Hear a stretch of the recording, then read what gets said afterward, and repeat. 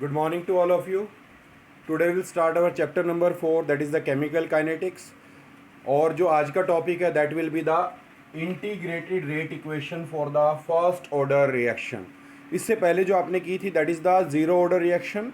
और zero order reaction कौन सी होती है? जो कंसंट्रेशन टर्म पे डिपेंड नहीं करती है, जिसमें हम आर को क्या लेते थे? ज़ीरो.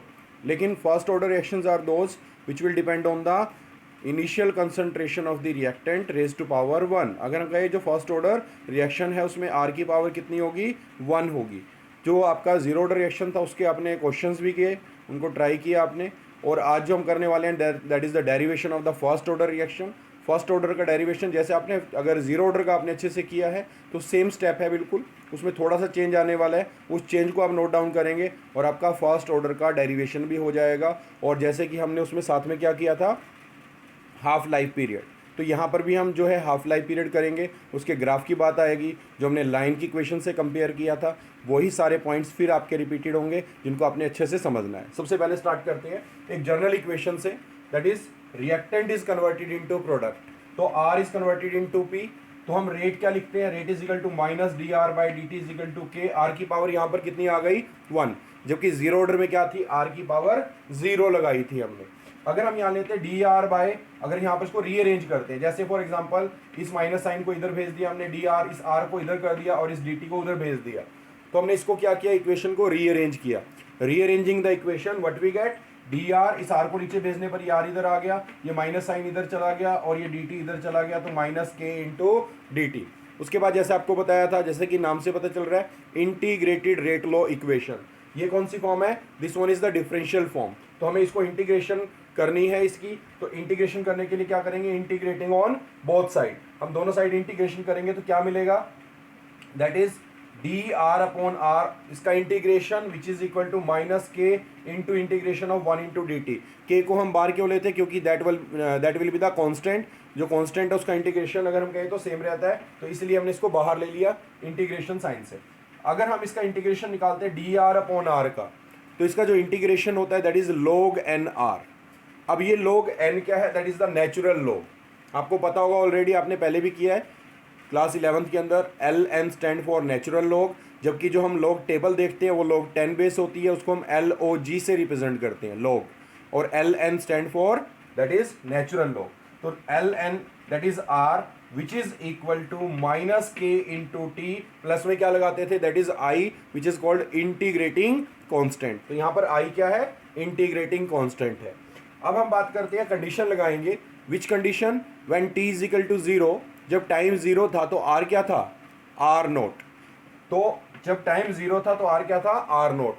क्योंकि जब रिएक्शन स्टार्ट होती है तो उसमें इनिशियल कंसंट्रेशन ही होती है रिएक्टेंट की. When t is equal to zero का मतलब है रिएक्शन जस्ट स्टार्ट होगी, तो उस टाइम पर जो इनिशियल कंसंट्रेशन हम उसको आर नोट से रिप्रेजेंट कर रहे हैं, तो जो हमारी कंसंट्रेशन आर होगी वो आर नोट के बराबर हो जाएगी. तो अगर हम इस वैल्यू को पुट करते हैं, putting this value in equation number 1, what we get? That is log n r naught. इस r की जगह क्या आ जाएगा? r naught. और इस t की जगह क्या पुट कर दिया? 0 प्लस में i. अगर ये 0 हो जाएगा तो इसका मतलब i किसके बराबर हो जाएगा? log n r नोट के बराबर. उसके बाद हमने क्या करना है? इस i की वैल्यू को पुट करना है इन इक्वेशन नंबर 1.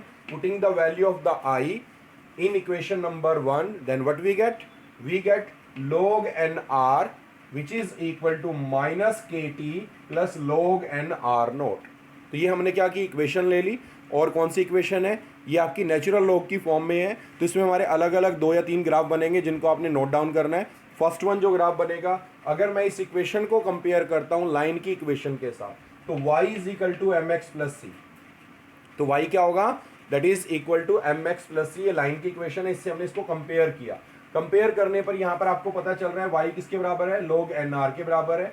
m किसके बराबर है? माइनस के बराबर है. और यहाँ पर c किसके बराबर है? log n r नोट के बराबर है.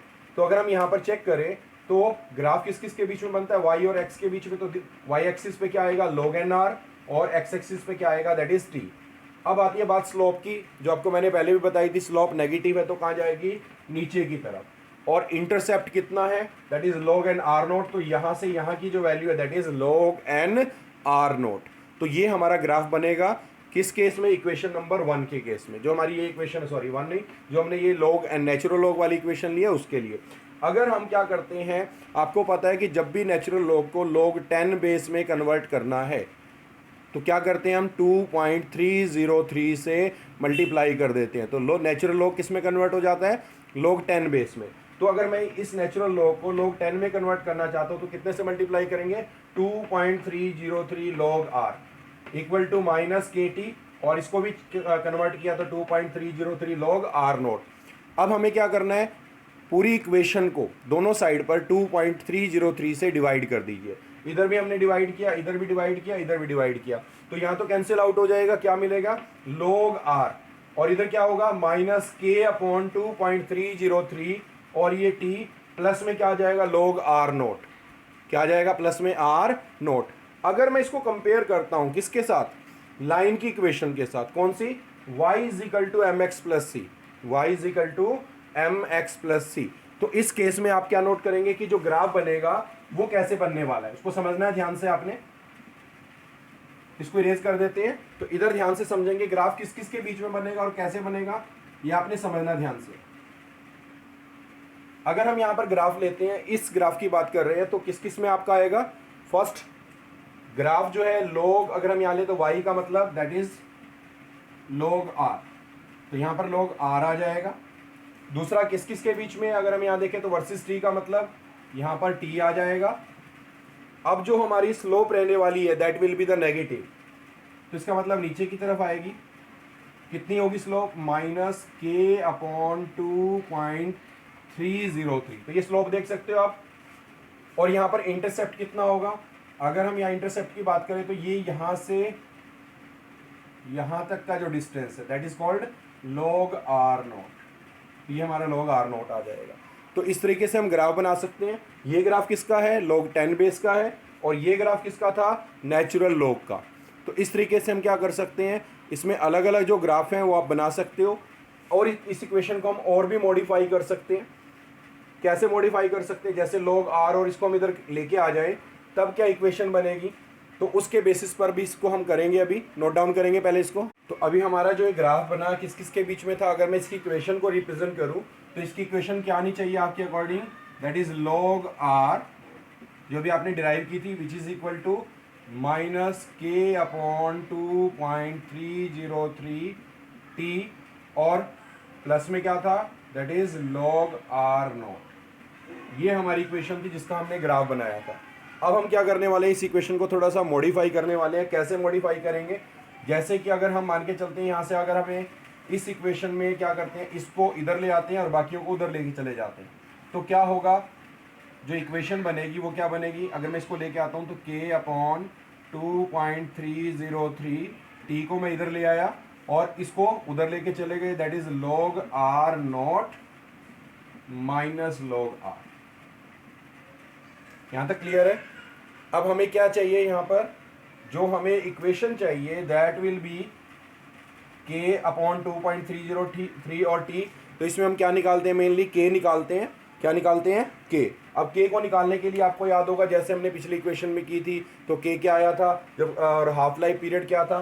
तो इसमें अगर हम यहाँ पर निकालते हैं तो इस केस में हम क्या करेंगे, k को यहीं पे रख देते हैं और इसको इधर कर देते हैं, तो ये क्या हो जाएगा, 2.303 अपॉन में है तो ऊपर चला जाएगा, अपॉन में क्या आ जाएगा t, और इधर क्या आएगा, that is log r note. अब जब ये log r note minus log r लगाते हैं तो आपको पता होगा log a minus log b क्या कहलाता है, that is equal to this one.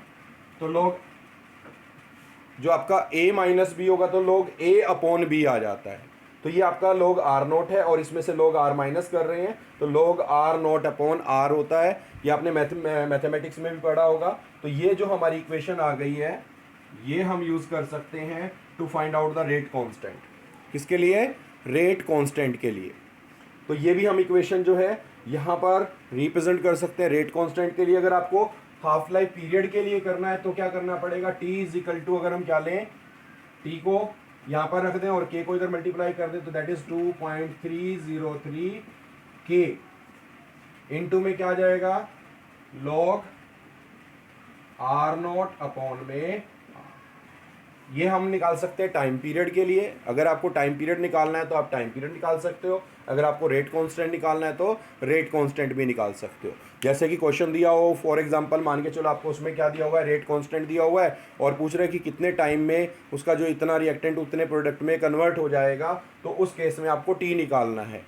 फिर उसके बाद वो कंडीशंस आ जाती हैं जो मैंने बताई थी, हाफ लाइफ पीरियड जैसे आपने जीरो ऑर्डर में किया था वैसे इसको करेंगे। सबसे पहले इसको नोट डाउन करेंगे और इसमें जो नेक्स्ट आप नोट करेंगे, अगर हम सॉरी ये रह गया, इसको नोट कर लीजिए। तो अगर हम यहाँ पर बात करते हैं कि एक ग्राफ और बन सकता है आपका, उसके लिए आपको करना क्या है, इस इक्वेशन को रीअरेंज कर लेते हैं। दैट इज ये वाला पार्ट हम यहाँ रख लेते हैं, that is log R naught upon R, और इसको इधर मल्टीप्लाई कर दे तो क्या हो जाएगा, दैट इज के टी अपॉन 2.303।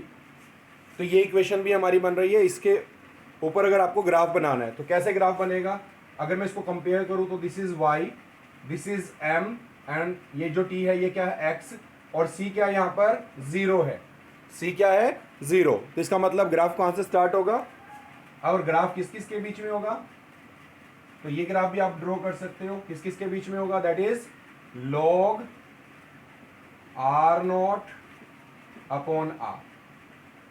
तो ये ग्राफ हमारा यहाँ पर क्या आ जाएगा, y एक्सिस, और x एक्सिस पे देखें तो यहाँ पर क्या है, t है, तो इधर आपकी क्या क्या आ जाएगी, कंसंट्रेशन, और इधर क्या आ जाएगा यहाँ पर टाइम पीरियड। और इसमें अगर हम देखें तो स्लोप किधर जाएगी, तो यहाँ पर जो ये वाला पार्ट, इसको ध्यान से देखेंगे, ये वाला, ये क्या आपकी स्लोप है, which one is the positive, तो पॉजिटिव है, इंटरसेप्ट 0 है, तो इसका मतलब यहाँ से स्टार्ट होगा ग्राफ और ऊपर की तरफ जाएगा।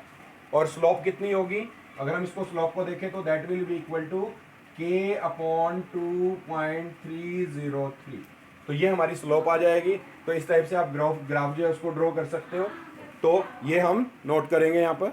And next one is the half life period of the first order reaction. जैसे कि आपने जीरो ऑर्डर की रिएक्शन की थी, ऐसे हम फर्स्ट ऑर्डर रिएक्शन में अगर चेक करें तो जो इक्वेशन आपकी आई थी which is k is equal to 2.303 upon t log R naught upon R. अब अगर हम टाइम इंटरवल निकालना चाहते हैं तो टाइम के लिए क्या करना पड़ेगा, 2.303, इसको रीअरेंज किया, टी को हमने इधर भेजा, के को इधर, तो 2.303 upon k log R naught upon R. अगर हम यहाँ पर कंडीशन लगाते हैं हाफ लाइफ पीरियड के लिए, क्या कंडीशन थी, when t is equal to t1/2 then R is equal to R naught by 2।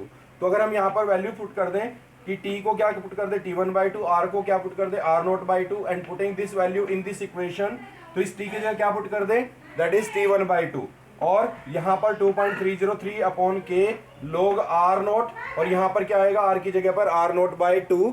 तो अगर हम इसको सॉल्व करें तो ये 2 पर चला जाएगा, आर नॉट से आर नॉट कैंसिल हो जाएगा, तो यहाँ पर जो वैल्यू आएगी that will be equal to log 2। तो t1/2 is equal to 2.303 upon k log 2, और log 2 की वैल्यू होती है कितनी, 0.3010। और अगर हम इसको सॉल्व करते हैं तो t1/2 कितना आता है, दैट इज 0.693 अपॉन के।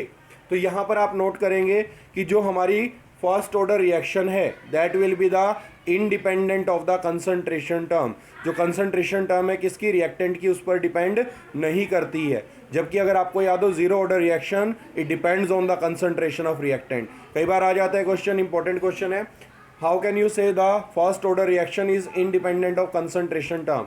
तो अब ये यहाँ से जो पार्ट आपने डिराइव किया है, हम इक्वेशन यहाँ से स्टार्ट करेंगे और t1/2 निकाल के बता देंगे 0.963 अपॉन के। तो इस पर बेस्ड अगर हम बात करें तो यहाँ पर आपको कहीं पर भी कंसंट्रेशन नजर नहीं आ रही है, तो on the base of this equation we can say the first order reaction for half life period is independent of concentration term. तो कंसंट्रेशन पे डिपेंड नहीं करेगा। तो ये जो इक्वेशन है हम यूज करेंगे किसके लिए, जब आपको हाफ लाइफ पीरियड निकालना है किसका, फर्स्ट ऑर्डर रिएक्शन का। जैसे कि अभी आपने पीछे लास्ट वीडियो में न्यूमेरिकल नोट किया था, उसमें हमने क्या निकाला था कि टाइम इंटरवल की कितने टाइम में कितनी कंसंट्रेशन चेंज होगी रिएक्टेंट से जो प्रोडक्ट में कन्वर्ट होता है। तो इसी तरीके से अगर आपको यहाँ पर टाइम इंटरवल निकालना है तब हम इक्वेशन जो यूज करेंगे वो ये इक्वेशन होगी। अगर आपको रेट कांस्टेंट निकालना है तो हम इक्वेशन जो यूज करेंगे वो ये भी कर सकते हैं, और अगर आपको हाफ लाइफ पीरियड दिया हुआ है तो आपने ये इक्वेशन यूज करनी है। तो इन इक्वेशंस में जो डिफरेंस आपको अच्छे से समझना है, this one is integrated rate law equation for first order reaction, this one is again, इसमें हम क्या निकालते हैं, रेट कांस्टेंट, इसमें क्या निकालते हैं, टाइम इंटरवल। और ये कहाँ यूज करेंगे, हाफ लाइफ पीरियड के अंदर। नोट डाउन करेंगे इसको।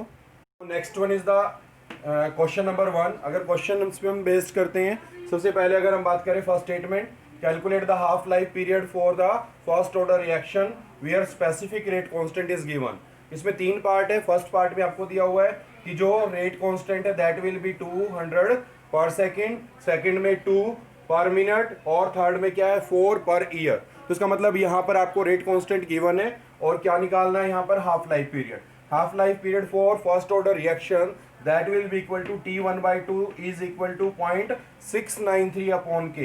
तो यहाँ पर पुट करें तो T1/2 कितना होगा 0.693 अपॉन में कितना आएगा 200 और उसको सॉल्व करेंगे तो कितना आएगा 3.465 इंटू 10⁻⁻2 सेकेंड। इसी तरीके से अगर हम सेकंड क्वेश्चन को सेकंड पार्ट को करते हैं तो T1/2 is equal to 0.693 upon क्या आएगा दैट इज 2। सॉल्व करेंगे तो कितना आएगा 0.3465 मिनट। अगर हम इस तरीके से थर्ड फाइंड आउट करें तो T1/2 कितना आएगा 0.693 अपॉन 4। सॉल्व करेंगे तो कितना 0.1732 ईयर्स। अगर हम यहाँ पर क्वेश्चन नंबर 2 की बात करें तो क्वेश्चन नंबर 2 में स्टेटमेंट जो दिया उसको ध्यान से नोट करेंगे। A first order reaction is found to have a rate constant k। तो यहाँ पर आपको k गिवन है कितना है 5.5 इंटू 10⁻⁻14 पर सेकेंड।